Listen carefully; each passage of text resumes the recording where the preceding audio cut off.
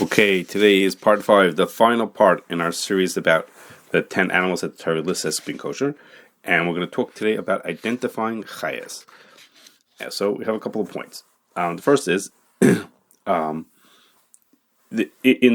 the words of the Torah, in the language of the Torah, beheimos, the word behema and chaya are interchangeable. Meaning, the Gemara says chaya b'chal behema, behema b'chal chaya. So it could use the word behema and it means chaya, or it could say chaya and it means behema. That's in as a rule, but in lots of cases, like the things we're going to talk about today, the terms behema and chaya are distinct from one another. Behema means certain kind of animals, and chaya means a different kind of animals. And the loose translation for those terms is behema means an animal that's domesticable, and the chaya is an animal that's non-domesticable. Okay, and that's ones that you can get to live in a farming, homey type situation. That's a behema, and the ones that can't is a chaya. And this idea that that's the translation, we could see two rayos that, even that's like the colloquial way, but we're going to see that there's actually two proofs that. One is like this: the Gemara in Chulin talks about whether kfi is a behema or a chaya, and in part of talking about whether kfi is a behema or a chaya, the Gemara says there was a family that had lots and lots of them. The Gemara says shobes dushoi ha'imigadlim had loads and loads of them, herds and herds of these animals. And the implication of the way the Gemara says it is that if somebody could raise herds of this kvi, it must be it's a behema. Well, what's the connection? Just because they had a lot of them, herds of them, why does that mean that it's a behema? So the implication is that the fact that they were domesticable, someone could raise herds of them, that's keeping them as if a farmer, that would imply that it's a behema. So that's one indication that the behema means a domesticable animal. And the other is from Yerushalmi, in Chaim, which says like this: it's talking about whether a shar bar is a behema or a chaya. A shar bar is a shar, kind of a cow-like animal that you find in the wild, in the forest. And the Gemara says is the one who says it's a chaya holds that the shar bar always lived in the forest. The Gemara says ikre min tamon have, it always was from there. And those who say it's a behema say no, originally it was it was raised by people, and eventually it escaped and made its way to the wild. The Gemara says mikah hava for arkla taman. It originally was with people, in the way people raised it, and then eventually it escaped to the forest and became more wild. So again, the implication is if it was domesticated, it was living with humans, it would be a behema. If it's in the wild, it would be a chaya. And the shaila just says, did the shar bar, did it start as a behema, and so it's still a behema, or did it start out in the wild, in which case it would be a chaya? So again, two reasons for us to say, two indications that behema means an animal that's domesticable, and a chaya means one that's not. Now, this Yerushalmi that I just mentioned, that talks about did it come from here and go out to there, or was it always out in the wild, is going to help us understand a different thing that the Gemara says like this. The first three animals that the Torah lists were shar, seik, savim, seizim, goats, sheep, and cows, sheep, and goats. And for each one of them, the Gemara has a question. We have a wild animal that's similar to them, to that behema, and the question is it a behema or is it a chaya? Okay. So just in the words when I'm about to mention, the word bar or bala means wild or the forest. Okay, so the first one is kfi, and the Gemara says maybe it's an ayal habar, meaning it's a wild kind of a sheep. And then the Gemara says maybe what about easy debala, which are goats that live in the forest. And then we say maybe we have a right to that from sharabar or torbala, which is a cow that lives in the forest. Again, for each one of the animals, a shar, seik, savim, and seizim, for each one of them, the Gemara has to decide maybe this animal is a behema or is it a chaya, like a shaila by each one of them. So it means is every one of the behemoths has a similar animal that might be considered a chaya, and the Yerushalmi is helping us understand why there's a shaila about them. Okay, and what the machlokes might depend on, or the shaila might depend on. Each one of these animals obviously has similarities to the behema. The easy debala is obviously like a regular goat. Okay, it has some similarity, etc. They all have a similarity to it. And the shaila for each one of them, according to Yerushalmi, would be did these animals start off as the domesticated animal, and then they eventually escaped to the wild and became more wild, so basically they stay as a behema? Or are these animals that were always in the wild? That's how they started. The Bereshit made them like that, to be in the wild, in which case we treat them as a chai. So this Yerushalmi can help us understand why for each of the behemoths that we have a similar animal that's a chaya, and the shayla is it a behemoth or is it a chaya? Now, of those three shaylas, are they separate shilas? I mean, each one is an independent question, totally not connected to the other one, just random that each one of them we have a shilah, and one could be a chay, one could be him, or are they? Is it a general question? Should we approach all animals that are out in the wild? Should we approach them as being part of the behemoth class or part of something else? So are they interdependent? They're all three depend on the same thing, or are they three separate shilas? So the simple reading of the Gemara is that they have nothing to do with each other. The Gemara asks each one is a shilah, each one all by itself, and each one have different tanoim and amoraim who have what to say about them. So in other words, it's not that this one depends on that one. We didn't wrap them all together and ask all three together and bring the same rayas from people. It's as if three completely different questions. Okay, and even and only in one case is the Gemara try unsuccessfully to try to connect the connections to each other. And if you look in the Torah, Torah says that easy debal is a chaya, but a sharabar is a beheimos. So one could be a chaya, one could be a beheimos. Okay, but someplace elsewhere, this is him in Reish Tzadi Zayin, not in the regular simon we've been looking at now. He brings the Rambam who says that if an animal has a domesticated and a non-domesticated version, if it has two types of the same animal, they're both considered one min, meaning they're both behemoths. And we just assume that the wild one is just a variation of the domesticated one. So according to the Rambam, sounds like he's saying that it sounds like he's saying that these three shilas are interdependent, and it all goes together. Alpha Pekin, it is noted worth noting that the Rambam also says that a kvi is still a suffix, even though he says usually the wild animal and the domesticated animal goes together. Here he says it's different. But in that vein, I'll mention that he also says there's another exception to his general rule. Again, his rule that was if there's a domesticated and a non-domesticated version of the same animal, we assume they're the same min. He says there's also a wild duck that has that's very different from the regular duck, and therefore it's two different minim. And actually, this thing that a kvi might be different than the other ones is we could see from the Gemara itself, because the Gemara for each of the other ones, the Gemara is easy the bala or ayal habar, are they behemoth or chaya? But for kvi, the Gemara has four choices. It could be a behemoth, it could be a chaya, it could be a cross between a behemoth and a chaya, or it could be a suffix. So you see, kvi maybe is a little bit different. Anyhow, it seems like there may be a machlokes here whether the three shilas are dependent on each other, or not dependent on each other. Now, I've mentioned to you that Yerushalmi says that we could figure out we could if a behemoth changes from living as a behemoth to living in the wild and becoming a little bit different, that would tell us that animal is a behemoth. But you should know the Gemara also and the Yerushalmi also says there's a different thing, and that is if there's a chaya, if there's an animal if there's a chaya that this animal is very similar to, that would push us to saying it's not a variation of the original behemoth, but it's rather part of that chaya.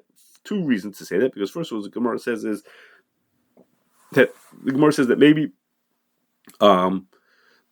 Sa'oi is turbula and it's part of Shar-Bar, and then it says maybe all these animals are part of Sa'oi or Akoi or Zomer, as if to say if we knew it was part of one of those, let's say it was part of Akoi, then we could then we put it as that. We wouldn't connect it back to the original it was. Okay, let's keep on moving.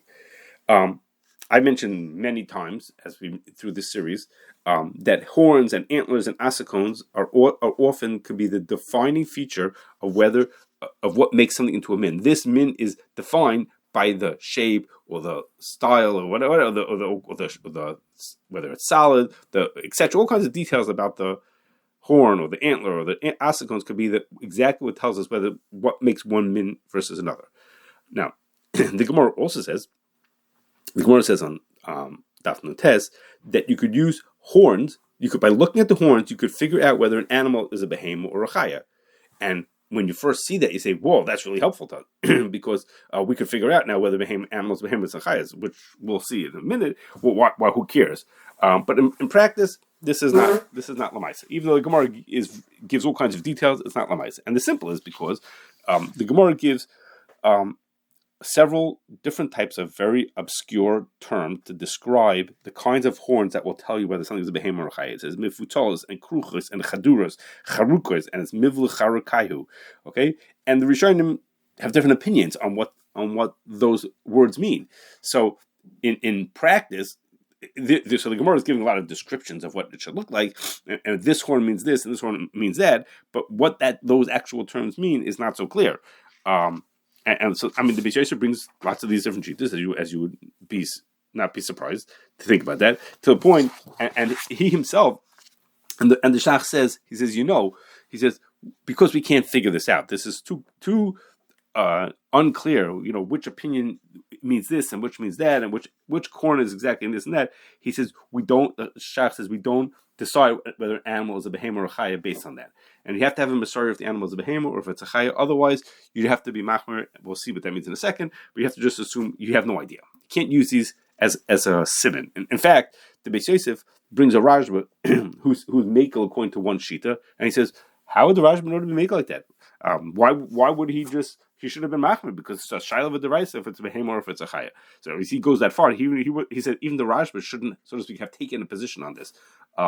So that's the first reason why we can't use these horns to make this decision for us, because the horn, the exactly what it means, what the Gemara gives all kinds of details, but what those details are is not so clear.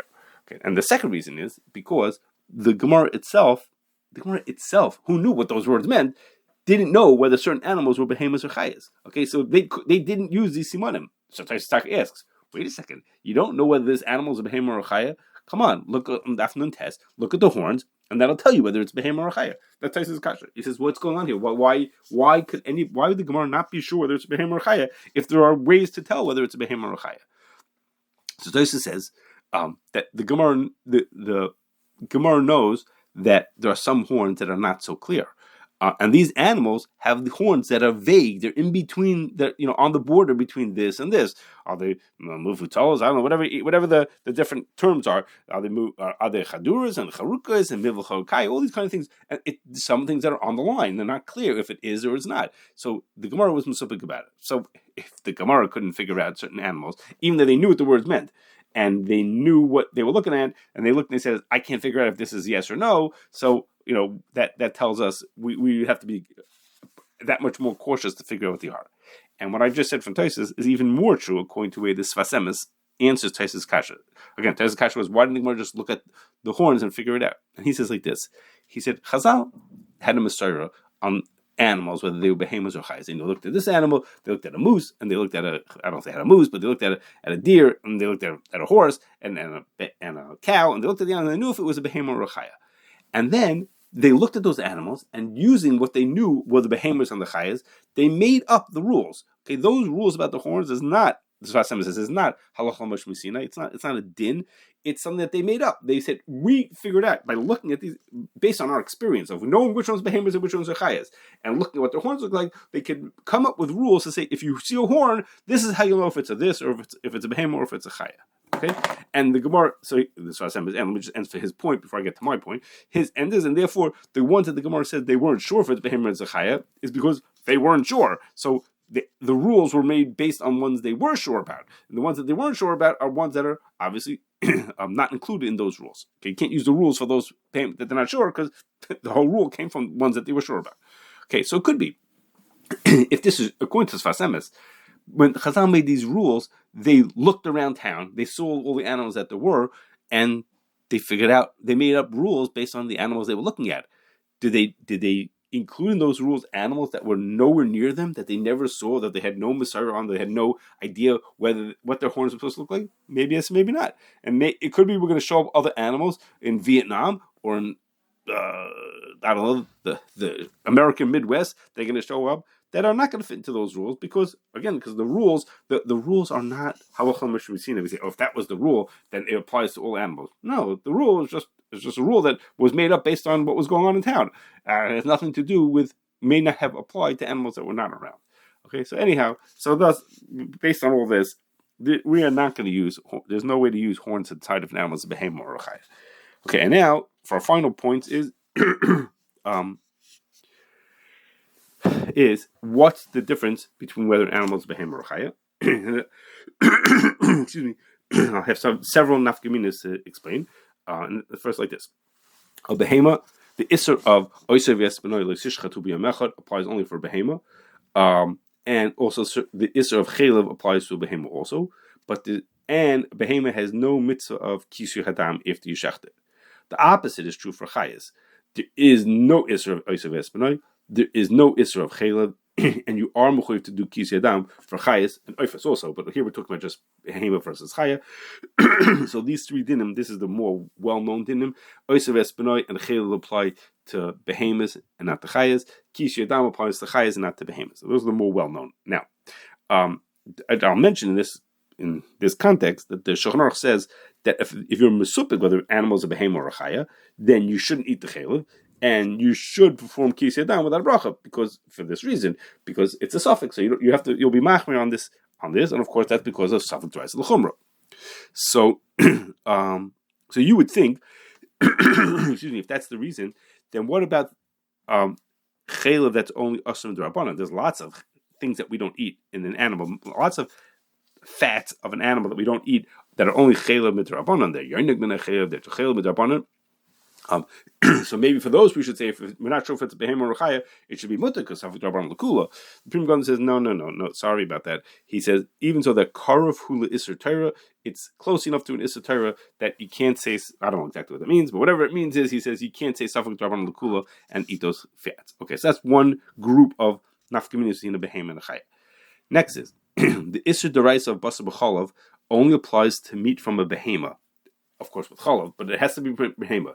Milk from a chaya, I guess theoretically, if there was milk. If you take milk and you mix it with meat from a chaya or from an oiv, again we're talking about behemoths and chayas. That's only asur d'rabbanan.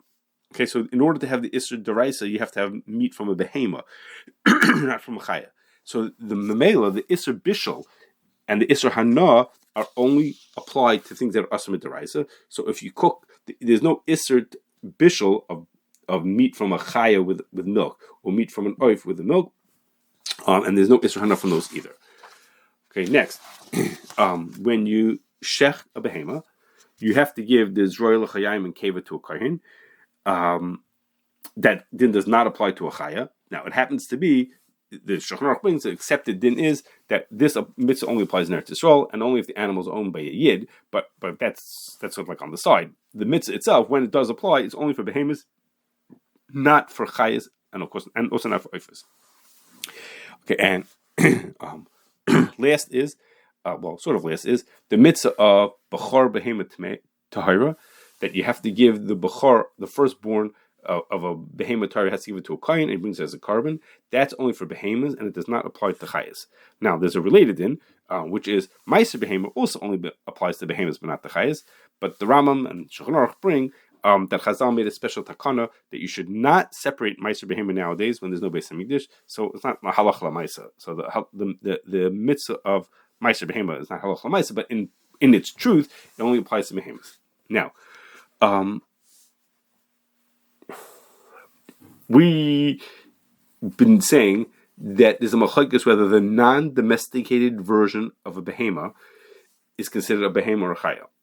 If they're a chaya, then it would mean is that it's not considered part of the same min. Seemingly, it's not the same min as the behema version of that. Okay, so like the shar and the shar bar would not be considered the same min, which would mean it would be klayim to breed them together.